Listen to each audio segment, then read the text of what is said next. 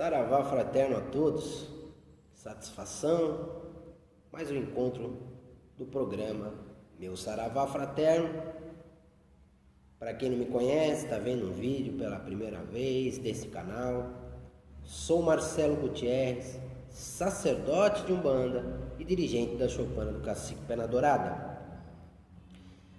Deixe o seu like, ajude o nosso canal, para que a gente possa continuar trazendo temas que sejam interessantes para as pessoas que nos acompanham.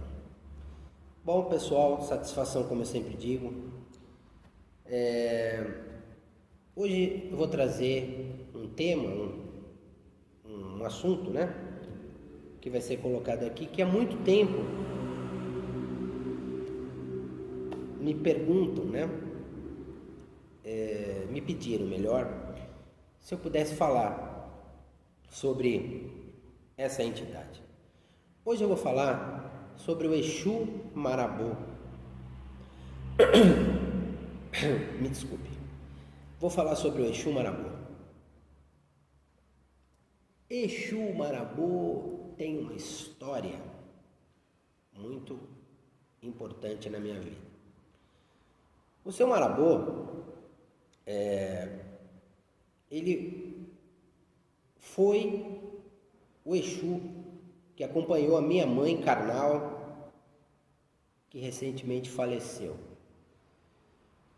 Então, a minha mãe conta sobre esse Exu, que remonta aos tempos ainda da infância dela, que ele teria se manifestado para ela quando ainda ela tinha apenas 13 anos de idade. Minha mãe sempre teve uma mediunidade muito aflorada. Minha mãe foi uma grande médium. E se eu estou aqui hoje, sentado aqui nesse terreiro, foi muito por causa da influência da minha mãe no que se refere à questão mediúnica, né? E seu Marabô, se você for estudar, se você for ver, existem muitas histórias sobre essa entidade, né? Muitas histórias que falam sobre esse Exu, e todas são verdadeiras mediante ao mediunismo de cada um, as histórias que eles contam. E seu Marabô é a entidade, ela representa uma das mais importantes da Quimbanda, de uma graduação elevadíssima dentro da patente de Exu, né? E minha mãe também dizia muito que ele às vezes vinha e falava francês, por exemplo, né?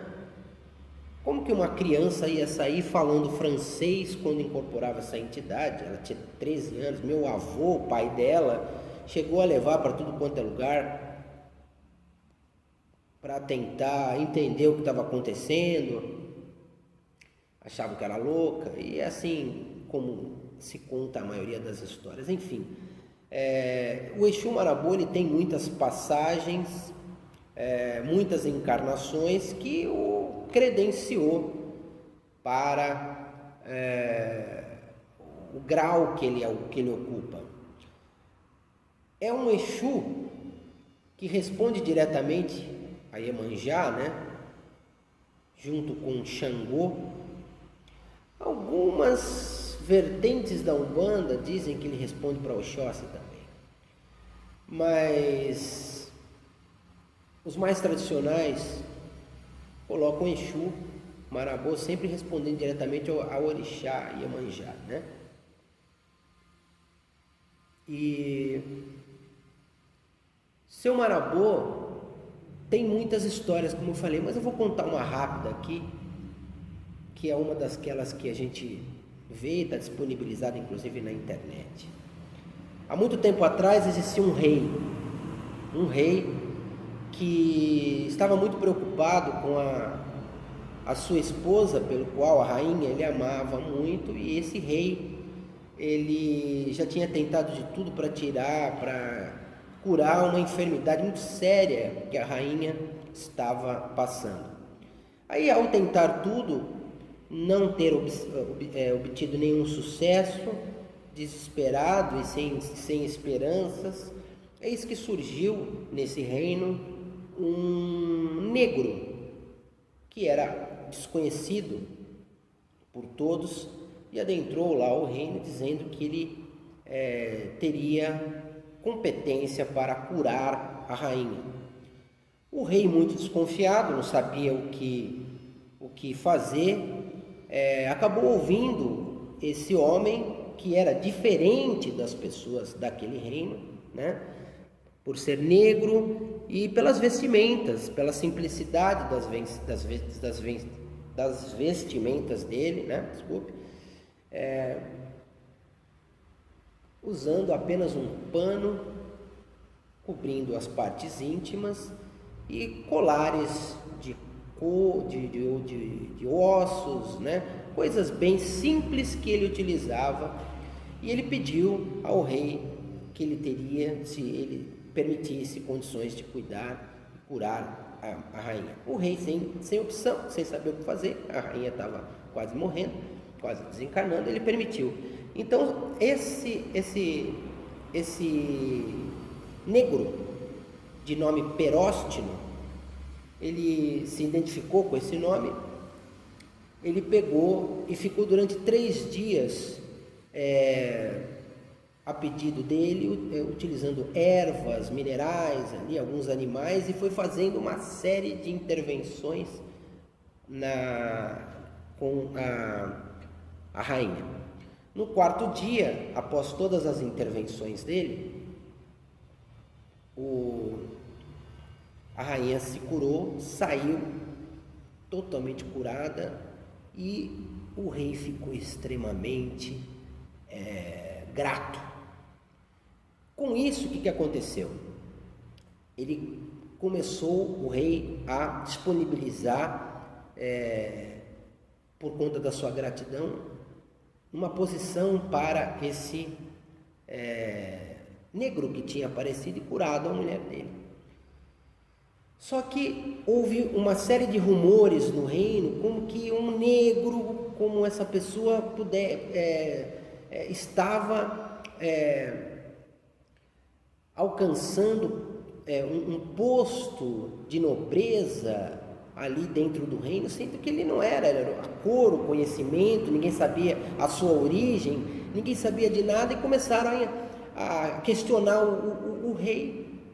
E o rei, ouvindo isso daí, ficou importunado com aquilo ali e resolveu tomar uma atitude de não mais deixar ali esse negro que havia curado a mulher dele permanecer numa posição ali hierárquica, ou ali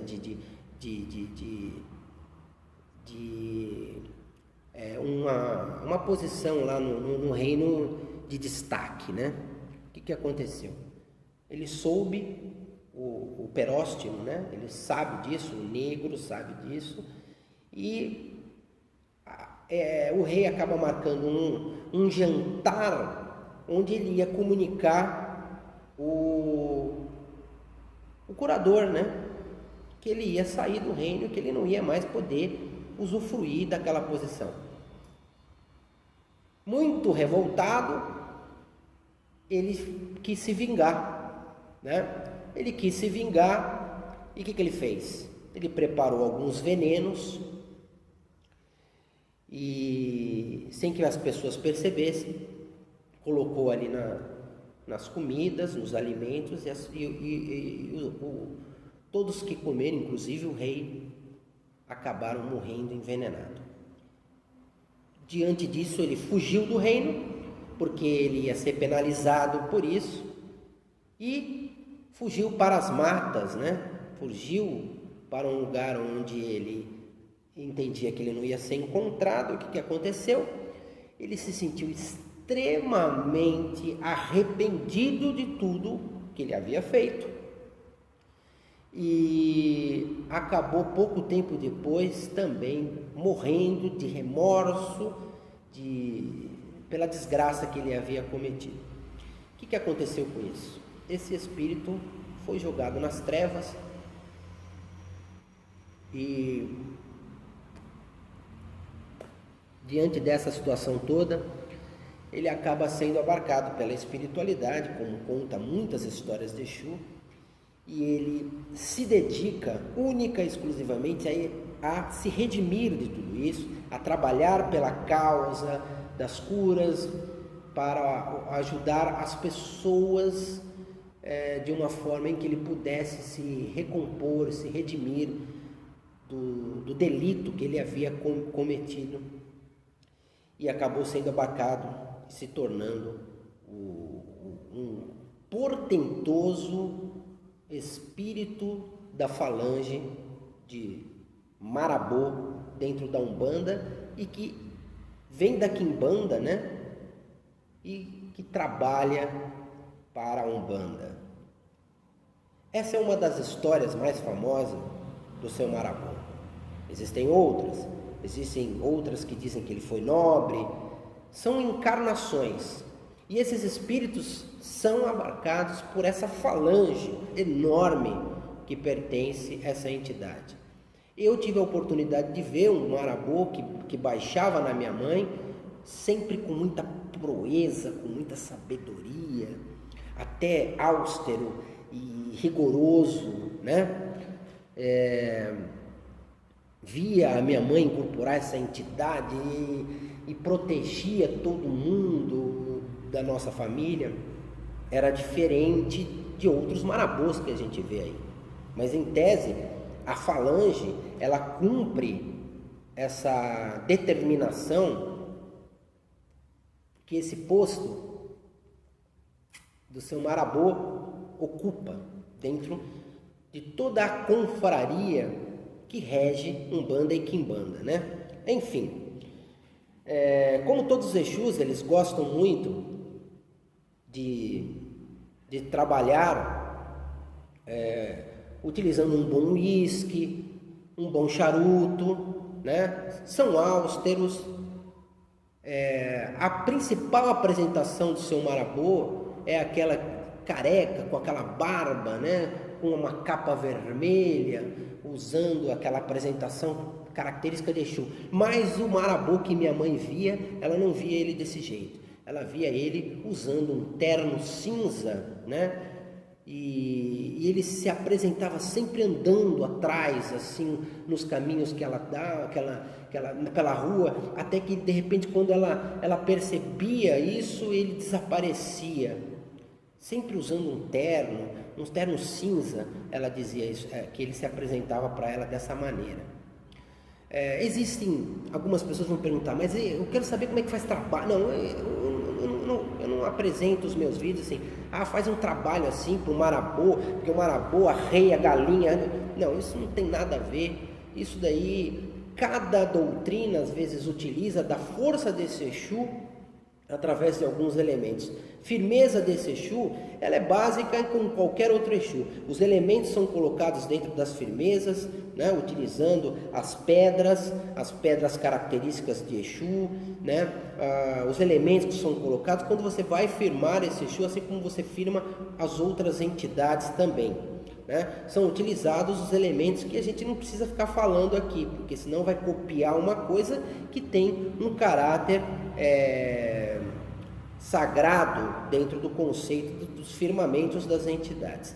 Então, Exu Marabô, ele representa uma ponte de ligação com o astral.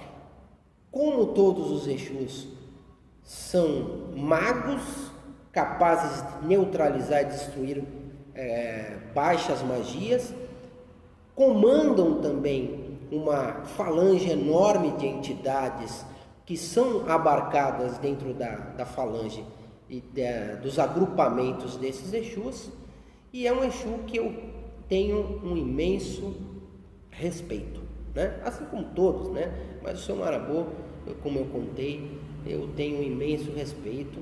Você pode ver um marabô diferente daquilo que eu estou falando aqui, assim como você pode perceber um marabô que vai te contar uma história também que é representativa de uma encarnação que ele tenha passado, e é muito importante que você respeite isso. Ok, gente?